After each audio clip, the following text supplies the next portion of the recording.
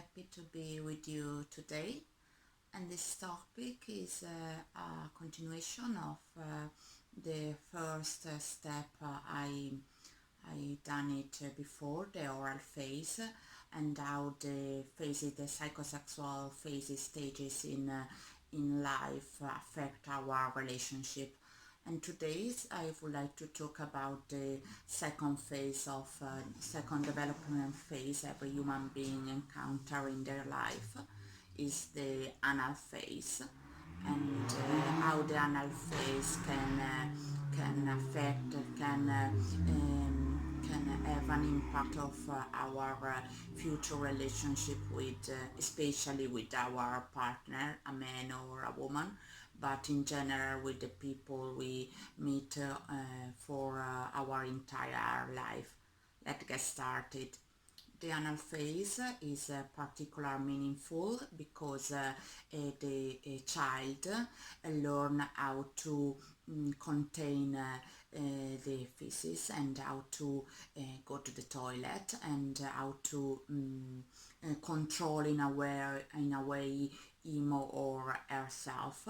And if the parents are really constricted and are really judgmental on this phase, it can lead in adulthood to be really controlling, be really retain our emotion, retain our mood, and retain our real nature, and be really controlling with our partner.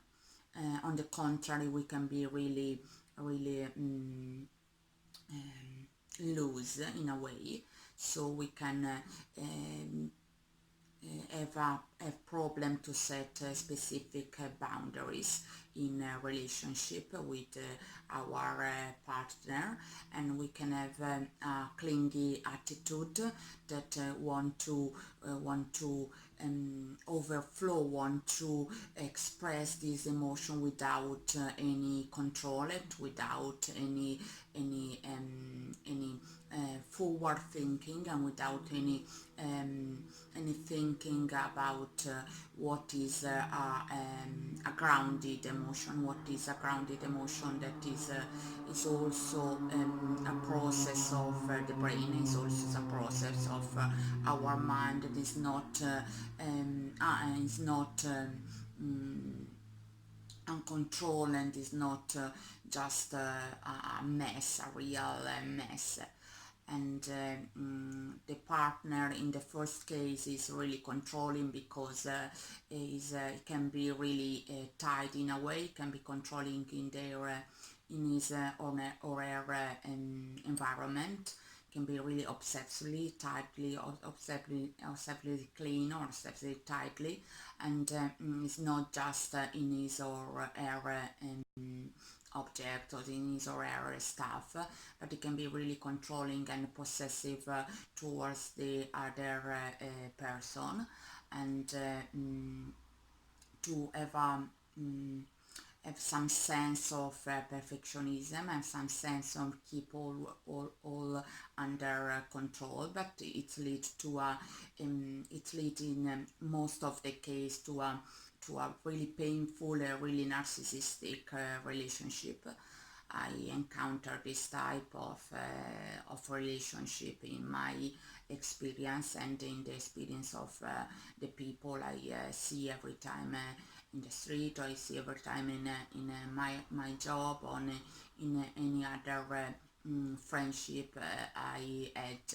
And it's really painful because this type of personality is really controlling, and is really detached from his or her emotion, but at the same time you want to keep the object of attention, you want to keep the partner like in a cell, like in a prison.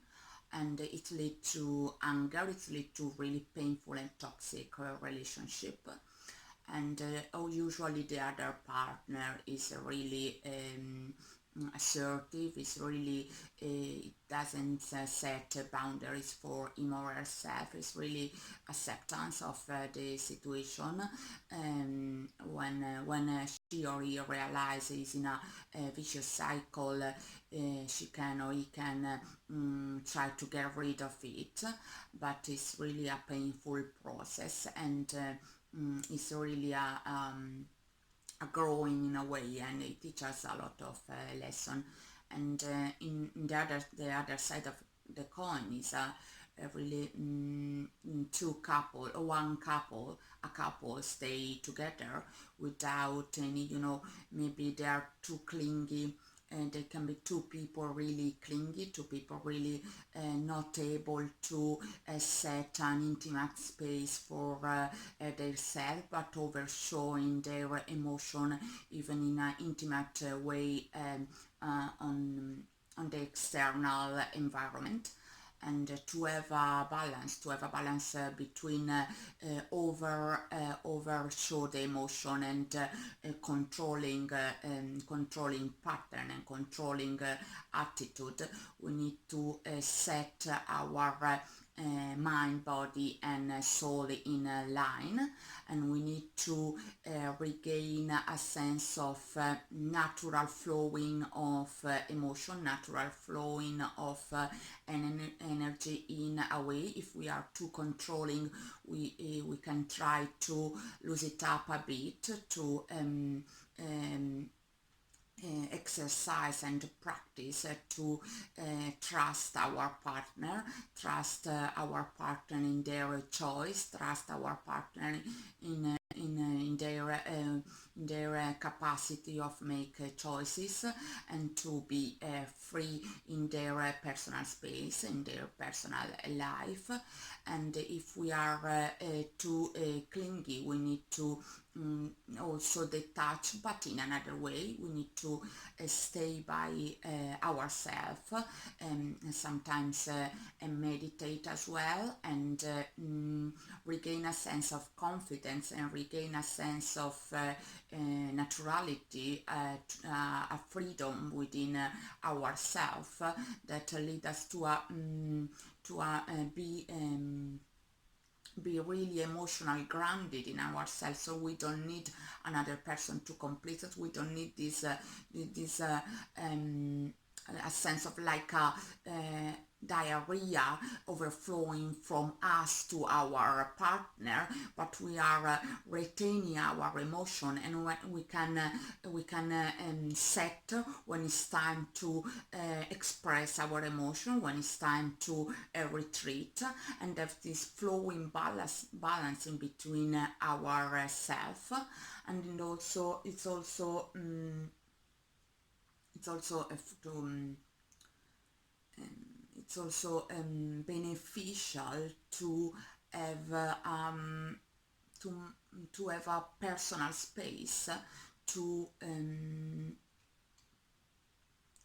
to increase our sense of self, to increase our sense of grounding, to increase our confidence, because our confidence is not controlling, our confidence is not showing in a way overflowing our emotion, but is balanced and grounded. So we need to keep, even in both cases, in a controlling phase, when we are so controlling about our partner, about what she's doing, what he's doing, and we need to let go, we need to trust and allow things to unfold, allow the relationship to unfold naturally, and change the pattern in our relationship, become more confident in ourselves, to allow the person to don't feel pressure.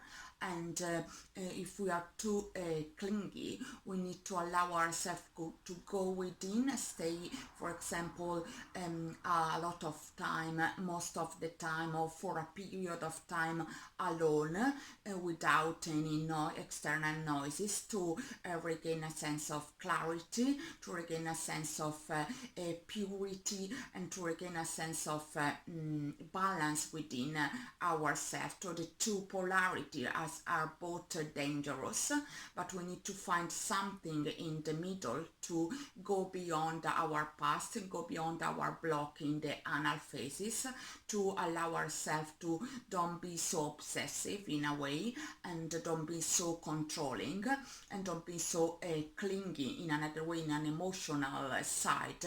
So this middle point, it leads to a rebirth, to a rejuvenation of our relationship, first between ourselves, and then with our beautiful, loving and caring partner. For this video is everything. I will coming up with some other videos soon. Much love. Peace.